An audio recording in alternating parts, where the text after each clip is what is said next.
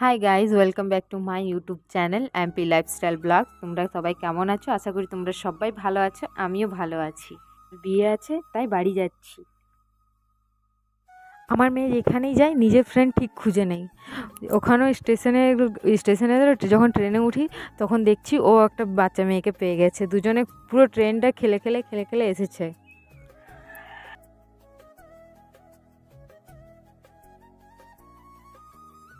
নেমে পড়লাম ট্রেন থেকে। এই যে আচ্ছা আচ্ছা, তোমরা ভাবো না আমার হাতে কিন্তু বন্দুক আছে বলে, ওটা বন্দুক নয়, ওটা আমার স্ট্যান্ড।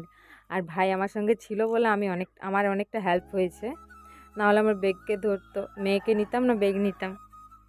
চলে এলাম মায়ের কাছে। মা খুব ব্যস্ত, আমাদেরকে দেওয়ার মতন টাইম ছিল না। আমরা বসে বসে মাকে দেখছিলাম, সবাই মারা কাজ করছিল। আর